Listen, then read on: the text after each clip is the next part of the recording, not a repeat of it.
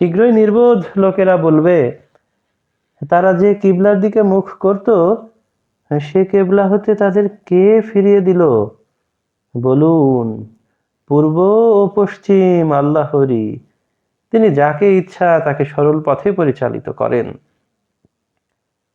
এভাবে আমি তোমাদেরকে মধ্যপন্থী উম্মত রূপে প্রতিষ্ঠিত করেছি, যাতে তোমরা মানবের সাক্ষী স্বরূপ এবং রাসূল সাল্লাল্লাহু আলাইহি ওয়াসাল্লাম তোমাদের জন্য সাক্ষী স্বরূপ হবে। আপনি এযাবৎ যে কেবলার অনুসরণ করছিলেন, উহাকে এজন্য প্রতিষ্ঠিত করেছিলাম যাতে জানতে পারি কে রাসূলের অনুসরণ করে আর কে ফিরে থাকে।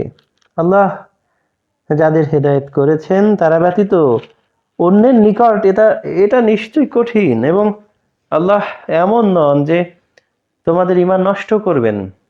নিশ্চয়ই আল্লাহ মানুষের প্রতি দয়ার্দ্র করুণাময়। আকাশপানে আপনার বারংবার দৃষ্টিকে আমি লক্ষ্য করি, তাই আপনাকে এমন অভিপ্রেত কেবলার দিকে ফিরাচ্ছি যা আপনি পছন্দ করেন। আপনি মসজিদুল হারামের দিকে মুখ ফিরান। তোমরা যেখানেই থাকো না কেন তার পানে মুখ ফিরাও, এবং যাদেরকে কিতাব দেওয়া হয়েছে তারা জানে যে উহা তাদের প্রভুর প্রেরিত সত্য। তারা যা করে সে সম্বন্ধে আল্লাহ উদাসীন নন। কিতাবীদের নিকট সমস্ত দলিল পেশ করেন, তবুও তারা আপনার কিবলার অনুসরণ করবে না, এবং আপনিও তাদের কিবলার অনুসারী নন। এবং তাদের কিছু সংখ্যক লোক পরস্পরের কিবলার অনুসারী নয়। আপনার নিকট ইলম আসার পর যদি ওদের প্রবৃত্তির অনুসরণ করেন, নিশ্চয়ই তখন আপনি জালিমদের অন্তর্ভুক্ত হবেন।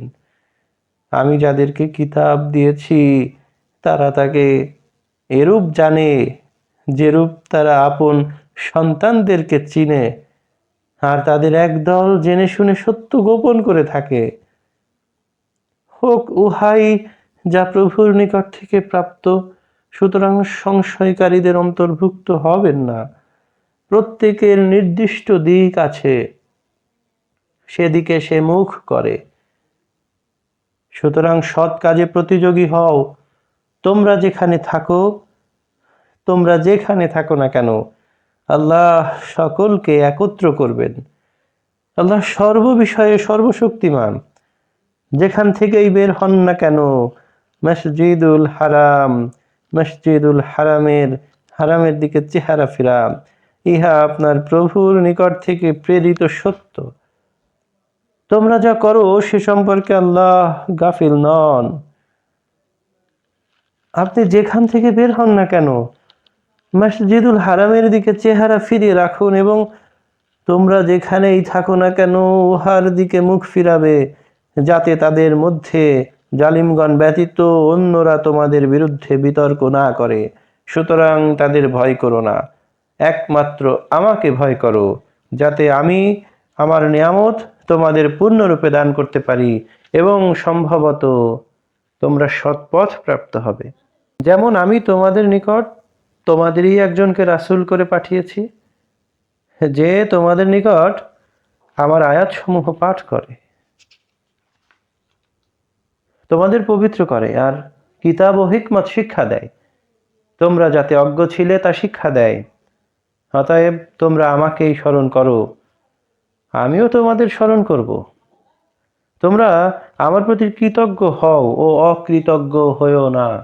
হে ঈমানদারগণ, ধৈর্য ও নামাজের দ্বারা তোমরা সাহায্য প্রার্থনা করো। নিশ্চয়ই আল্লাহ ধৈর্যশীলদের সাথে আছেন। এবং আল্লাহর পথে যারা নিহত হয় তাদেরকে মৃত বলো না, বরং তারা জীবিত, কিন্তু তোমরা তা বুঝতেছ না। নিশ্চয়ই আমি তোমাদেরকে কিন্তু ভয়ভীতি ও ক্ষুধা এবং ধন সম্পদ, জীবন ও ফলন ক্ষতি দ্বারা পরীক্ষা করব, এবং তুমি ধৈর্যশীলদেরকে সুসংবাদ দাও। অতএব তোমরা আমাকেই স্মরণ করো, আমিও তোমাদেরকে স্মরণ করব। তোমরা আমার প্রতি কৃতজ্ঞ হও অকৃতজ্ঞ হয়েও না। হে ঈমানদারগণ, ধৈর্য ও নামাজের দ্বারা তোমরা সাহায্য প্রার্থনা করো, নিশ্চয়ই আল্লাহ ধৈর্যশীলদের সাথে আছেন। এবং আল্লাহর পথে যারা নিহত হয় তাদেরকে মৃত বলো না, তারা জীবিত, কিন্তু তোমরা তা বুঝতেছ না। নিশ্চয়ই আমি তোমাদেরকে কিন্তু ভয়ভীতি ও ক্ষুধা এবং ধন সম্পদ, জীবন ও ফসলের ক্ষতি দ্বারা পরীক্ষা করব, এবং তুমি ধৈর্যশীলদেরকে সুসংবাদ দাও। তারাই ধৈর্যশীল যাদের উপর বিপদ এলে বলে, আমরা তো আল্লাহরই এবং তারই দিকে প্রত্যাবর্তনকারী। এই সকল লোকদের প্রতি তাদের প্রভুর নিকট থেকে করুণা অনুগ্রহ বর্ষিত হয়, এবং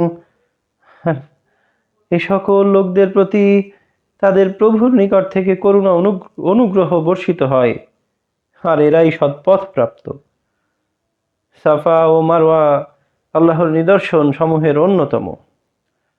অতএব যে কেউ কাবা গৃহে হজ কিংবা ওমরা করে, এ দুটি পাহাড়ে তাওয়াফ করলে তাদের কোনো পাপ নেই, এবং যে স্বতঃস্ফূর্তভাবে সৎকর্ম করে তাকে আল্লাহ পুরস্কার দেন ও তিনি সর্বজ্ঞ।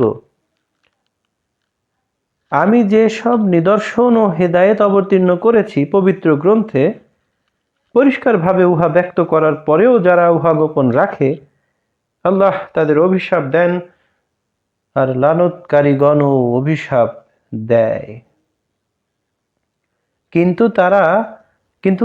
কিন্তু যারা তওবা করে এবং নিজেদের সংশোধন করে আর হককে স্পষ্টভাবে বলে, এরাই তারা যাদের প্রতি আমি ক্ষমা করি। আমি ক্ষমাশীল, পরম দয়ালু।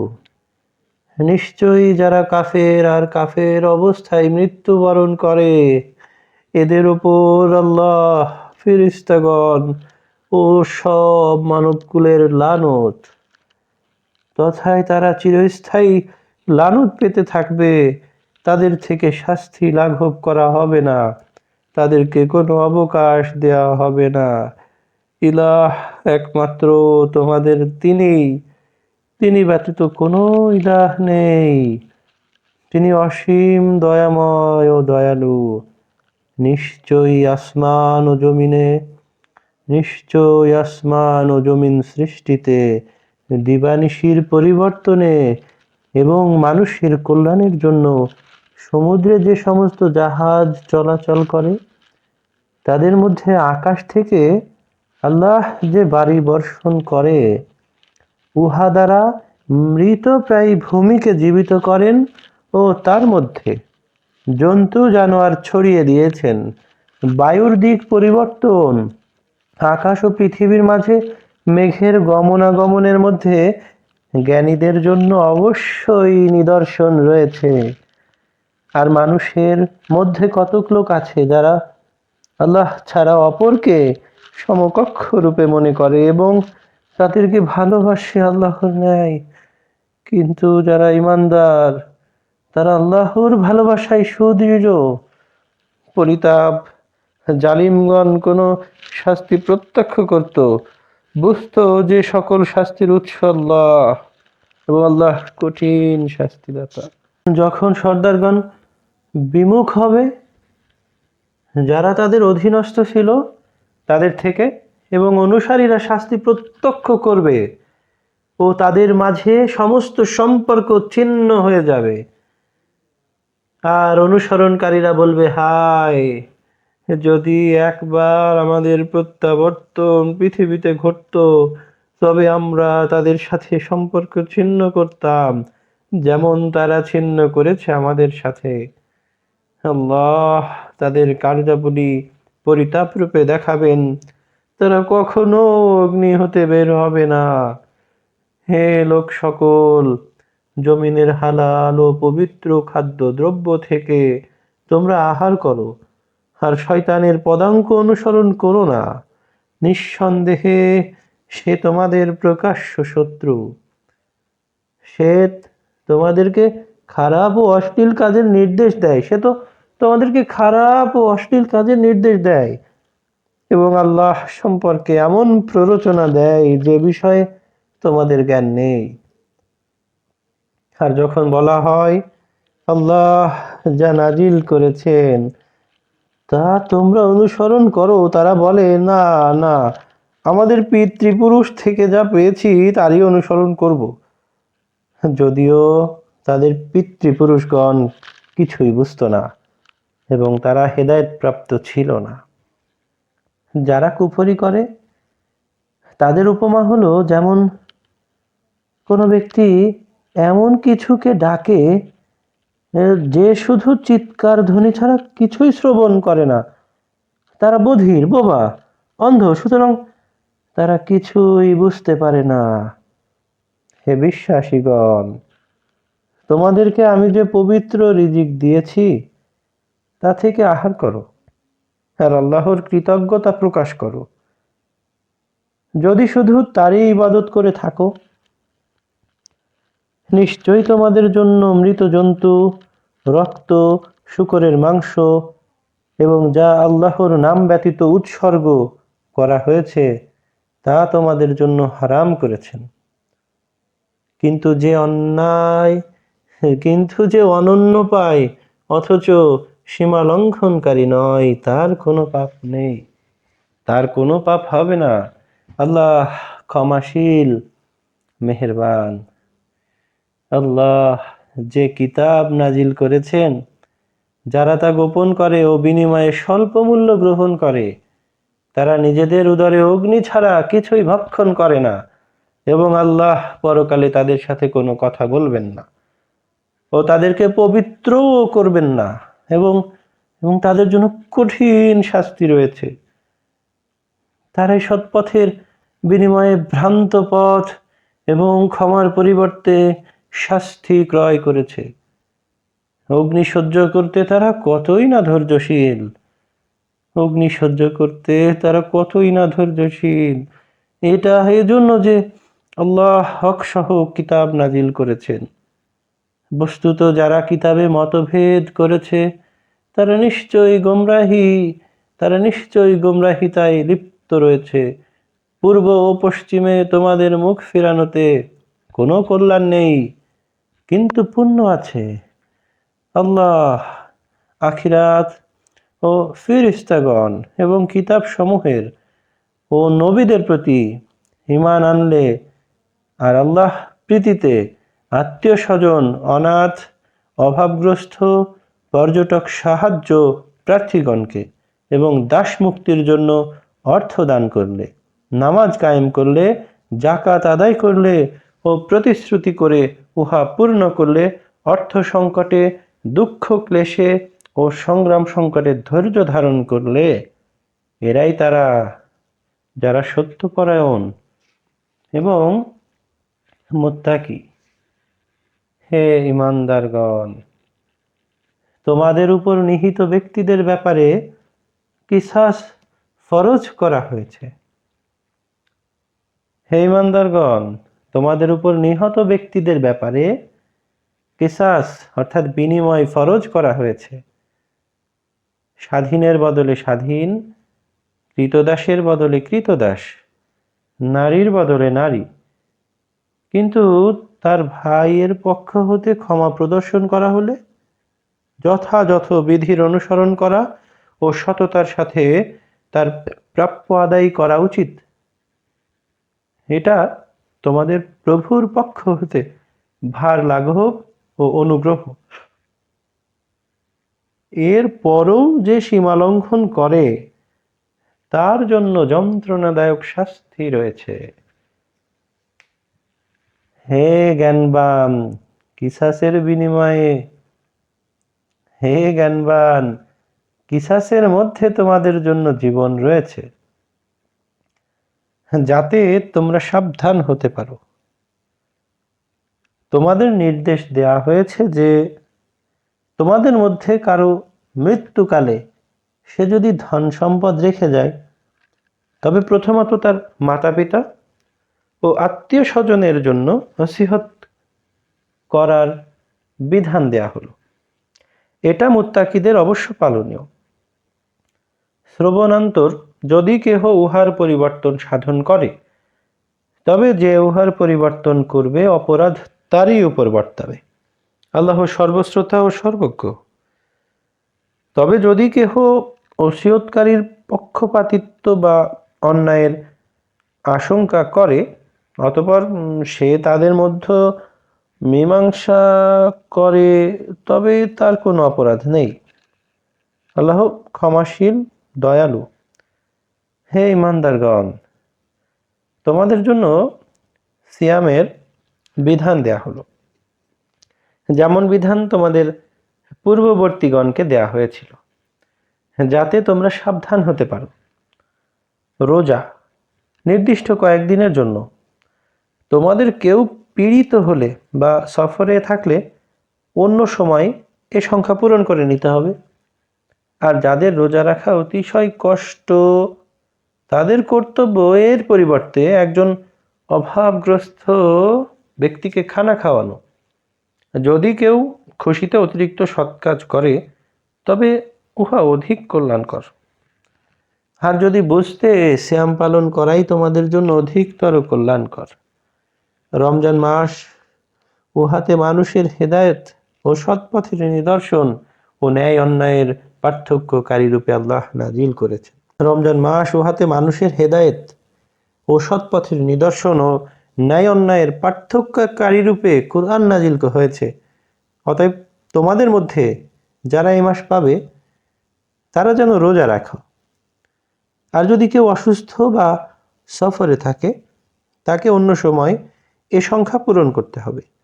আল্লাহ তোমাদেরকে যা সহজ তা করতে চান, আর যা ক্লেশকর তা চান না। উদ্দেশ্য এই যে তোমরা সংখ্যা পূর্ণ করবে, আর তোমাদের সৎপথে চালিত করার কারণে তোমরা আল্লাহর গুণ কীর্তন করবে। সম্ভবত তোমরা শুকরিয়া আদায় করবে। যখন আমার বান্দাগণ আমার সম্পর্কে আমাকে প্রশ্ন করে, তখন আপনি বলুন, আমি কাছেই আছি। সুতরাং যখন কোনো প্রার্থনাকারী আমাকে ডাকে, আমি তার ডাকে সাড়া দিই। অতএব তারাও আমার ডাকে সাড়া দিক ও বিশ্বাস রাখুক, তাতে তারা হেদায়েত পাবে। সিয়ামের রাতে তোমাদের জন্য স্ত্রী সম্ভোগ হালাল করা হয়েছে। তারা তোমাদের ভূষণ, তোমরাও তাদের ভূষণ। আল্লাহ জানতেন যে তোমরা নিজেদেরকে অবিচার করতেছিলে, তাই তিনি তোমাদের তওবা কবুল ও অপরাধ ক্ষমা করেছেন। অতএব তোমরা যখন তাদের সাথে সহবাস করতে পারো, আর তোমাদের জন্য যা নির্ধারিত রেখেছেন তা কামনা করো, আর তোমরা পানাহার করো যতক্ষণ রাত্রির কাল রেখা হতে ভোরের শুভ্র রেখা স্পষ্ট রূপে তোমাদের কাছে প্রতিভাত না হয়। অতঃপর রাত্রি পর্যন্ত রোজা পূর্ণ করো। আর তোমরা মসজিদে ইতেকাফকালীন অবস্থায় স্ত্রী সহবাস করিও না। এগুলো আল্লাহর সীমারেখা, এগুলোর নিকটবর্তী হইও না। এভাবে আল্লাহ নির্দেশাবলী মানুষের জন্য স্পষ্টভাবে ব্যক্ত করেন, যাতে তারা সাবধান হয়ে চলতে পারে। এবং তোমরা পরস্পরের ধন সম্পদ অন্যায়ভাবে গ্রাস করো না, এবং মানুষের ধন সম্পদের কিয়দাংশ জেনে শুনে অন্যায়ভাবে গ্রাস করার উদ্দেশ্যে হাকিমগণকে উৎকোচ দিও না। তারা আপনাকে নতুন চাঁদ সম্পর্কে প্রশ্ন করে। বলুন, উহা মানুষ এবং হজের জন্য সময় নির্দেশক। পেছন দিয়ে তোমাদের গৃহে প্রবেশ করাতে কোনো পুণ্য নেই, কিন্তু যে তাকওয়া অবলম্বন করে তার জন্য পুণ্য আছে। অতএব তোমাদের গৃহে সদর দরজা দিয়ে প্রবেশ করো, আর তোমরা আল্লাহকে ভয় করো। তাতেই তোমরা মুক্তি পাবে। যারা তোমাদের বিরুদ্ধে যুদ্ধ করে, তোমরাও তাদের বিরুদ্ধে আল্লাহর পথে যুদ্ধ করো, কিন্তু সীমা লঙ্ঘন করো না। আল্লাহ সীমা লঙ্ঘনকারীদের ভালোবাসেন না। তাদের যেখানেই পাবে তাদের হত্যা করো, এবং যে স্থান হতে তোমাদেরকে বহিষ্কার করেছে তোমরা তাদেরকে সেই স্থান থেকেই বহিষ্কার করো। ফিতনা সৃষ্টি হত্যা অপেক্ষাও গুরুতর। কাবার নিকট তোমরা যুদ্ধ করবে না যে পর্যন্ত না তারা তোমাদের সাথে যুদ্ধ করে। যদি একান্ত যুদ্ধ করে তবে তোমরা তাদেরকে হত্যা করো, আর এটাই কাফিরদের পরিণাম। যদি তারা বিরত হয় তবে নিশ্চয়ই আল্লাহ ক্ষমাশীল মেহেরবান। আর তোমরা যুদ্ধ চালিয়ে যাবে যে পর্যন্ত না বিপর্যয় দূর হয় আর আল্লাহর দিন প্রতিষ্ঠা হয়। কিন্তু যদি তারা বিরত হয় তবে জালিমদের ব্যতীত আর কাউকে আক্রমণ করবে না। সম্মানিত মাসের বিনিময়ে সকল পবিত্র জিনিসের জন্য এরূপ বিনিময়। সুতরাং তোমাদেরকে যে আক্রমণ করবে তোমরাও অনুরূপ তাদের আক্রমণ করো। আর তোমরা আল্লাহকে ভয় করো এবং জেনে রেখো আল্লাহ মুত্তাকিদের সাথে আছেন। আল্লাহর রাস্তায় তোমরা খরচ করো এবং স্বীয় হাতে তোমরা নিজেদেরকে ধ্বংসের মধ্যে নিক্ষেপ করো না, এবং তোমরা সৎকর্ম করো, নিশ্চয়ই আল্লাহ সৎকর্মশীলদের ভালোবাসেন।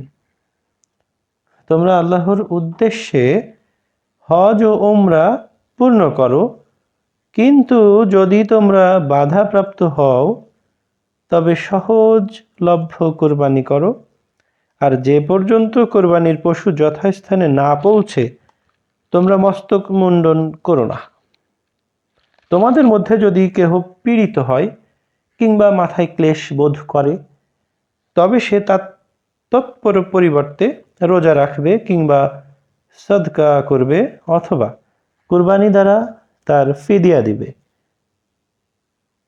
অতঃপর যখন তোমরা নিরাপদ হবে তখন তোমাদের মধ্যে যে ব্যক্তি হজের প্রাক্কালে উমরা দ্বারা লাভবান হতে চায় সে সহজ কুরবানি করবে। কিন্তু যদি কুরবানির কিছুই না পায় তবে তাকে হজের সময় 3 দিন এবং গৃহে প্রত্যাবর্তনের পর 7 দিন এই পূর্ণ 10 দিন রোজা পালন করতে হবে। এটা তাদের জন্য যার পরিজনবর্গ কাবার বাসিন্দা নয়। আর তোমরা আল্লাহকে ভয় করো আর জেনে রেখো আল্লাহ মন্দ কাজের প্রতিফল দানে কঠোর। হজ মাস সমূহ সুবিদিত। যে কেউ এই মাসগুলিতে হজ করার ইচ্ছা করে তার জন্য উক্ত সময়ে স্ত্রী সম্ভোগ, অন্যায় আচরণ ও কলহ বিবাদ বিধে নয়। তোমরা ভালো কাজের যা করো তা আল্লাহ জানেন। আর তোমরা পরকালের পাথেয় সঙ্গে রেখো এবং আত্মসংযমী উত্তম পাথেয়। হে জ্ঞানীগণ, আমাকেই ভয় করো। তোমাদের পক্ষে স্বীয় প্রভুর অনুগ্রহ সন্ধান করতে তোমাদের কোনো পাপ নেই। অর্থাৎ হজের সময় ব্যবসা বাণিজ্য নিষিদ্ধ নয়। সুতরাং যখন তোমরা আরাফাত থেকে প্রত্যাবর্তন করো তখন কাবা নিদর্শন স্থলে আল্লাহকে স্মরণ করো এবং আল্লাহর নির্দেশ মতে স্মরণ করবে, যদিও ইতিপূর্বে তোমরা পথ ভ্রান্তদের অন্তর্ভুক্ত ছিলে। লোকেরা যেভাবে প্রত্যাবর্তন করে তোমরাও সেভাবে প্রত্যাবর্তন করো। আল্লাহর নিকট ক্ষমা চাও, বস্তুত আল্লাহ ক্ষমাশীল ও দয়ালু। অতঃপর যখন হজের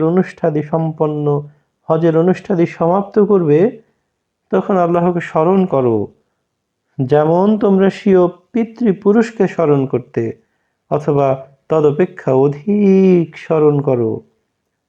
মানুষের মধ্যে যারা বলে, হে রব, দুনিয়াতেই আমাদেরকে দাও, বস্তুত আখিরাতে তাদের জন্য কোনো অংশ নেই।